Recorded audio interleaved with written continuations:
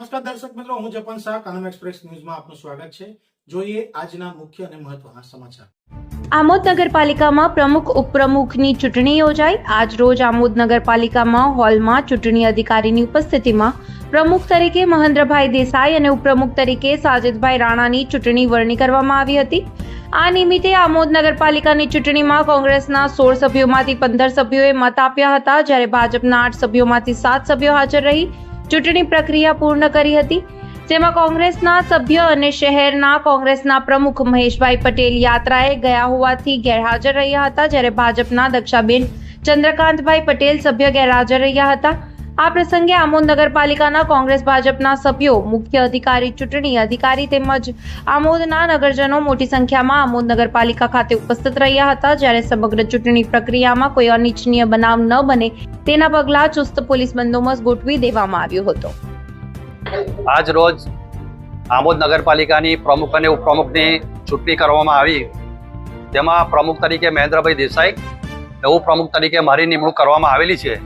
તે બદલ હું પ્રદેશ પ્રમુખશ્રી, જિલ્લાના પ્રમુખશ્રી, આમોદ નગરપાલિકા, આમોદ શહેરના આગેવાન મહેમૂદભાઈ કાકુજી, મતદારો, આમોદ શહેરની તમામ મતદારોએ જે અમને વિશ્વાસ મૂકીને જે 16 સીટો અમને આપેલી છે અને એમના જે પડતર પ્રશ્નો જે છે એના માટે અમને મેન્ડેટ આપેલો છે. પણ અમે તમામ આમોદ શહેરની જનતાને વિશ્વાસ આપીએ છીએ કે અમારા પાર્ટીનો એક ધ્યેય છે કે સમાન કક્ષાએ વિકાસ, કોઈની સાથે ભેદભાવ રાખવામાં નહીં આવે ને સ્વચ્છ વહીવટ કરીશું.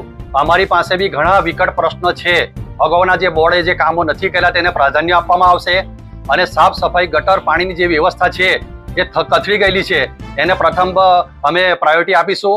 નાનામાં નાના નાગરિકને કોઈ પણ હાલાકી ના થાય તેના માટે અમે કટિબદ્ધ છે.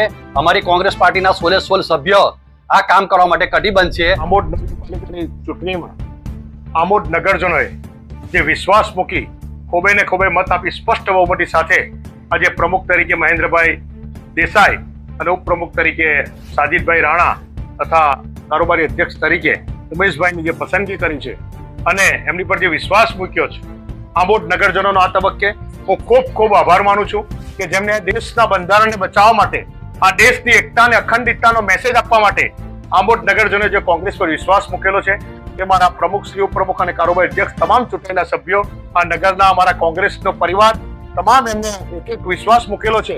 એમની જે ઈચ્છાઓ છે, અધૂરા કાર્યો છે એ તમામ પૂર્ણ કરશે અને વિશ્વાસમાં ખરા ઉતરશે એવો મને વિશ્વાસ છે. આમોદ નગરમાં રાહુલ ગાંધીને મેસેજ છે કે મોહબ્બત કી દુકાન એ લઈને આજે ભારતીય જનતા પાર્ટીના 5 વર્ષના જે વાયદા હતા, 5 વર્ષમાં એમને જે તોડફોડ કરી, લોકોને નુકસાન, સ્થાનિક લોકોને કઈ રીતે પહોંચે કર્યું, એનો જવાબ આમોદ નગરજનો આપેલો છે.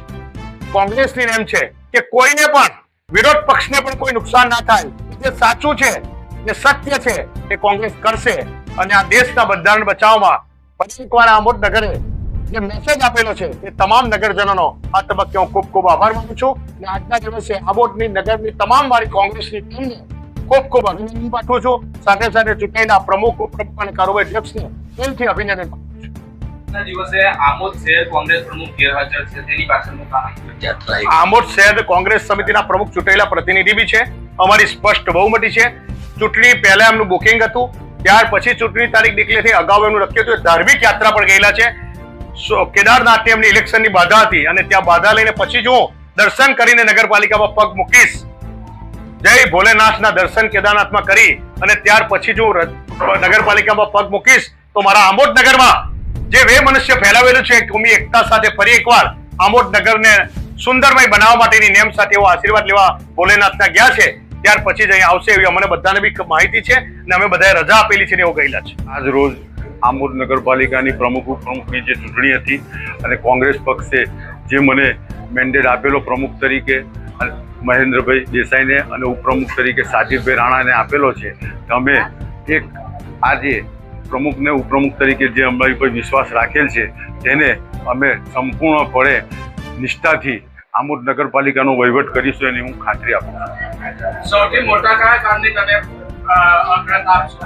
તો અમે ચાર્જ લઈશું. ચાર્જ લીધા પછી બધી જે અમે અગાઉ હું પોતે સદસ્ય તરીકે હતો ને અમે લેખિત આપેલું જ છે, એની અંદર જે જોઈશું ને એની અંદર જે તળાવ બ્યુટિફિકેશન છે, પછી સોલર પેનલ છે, તેને લઈને આગળની કાર્યવાહીને કોર્ટ લગીને દેવાની તૈયારી અમારી છે. અગાઉ તમે આ વિરોધ પક્ષમાં હતા, ઘણા બધા સવાલો તમે ઉભા કર્યા હતા, તે બધા સવાલોને તમે પ્રાધાન્ય આપશો ખરા કે પછી એ બધી ફાઇલો બંધ થઈ? ના, ચોક્કસપણે આપીશું.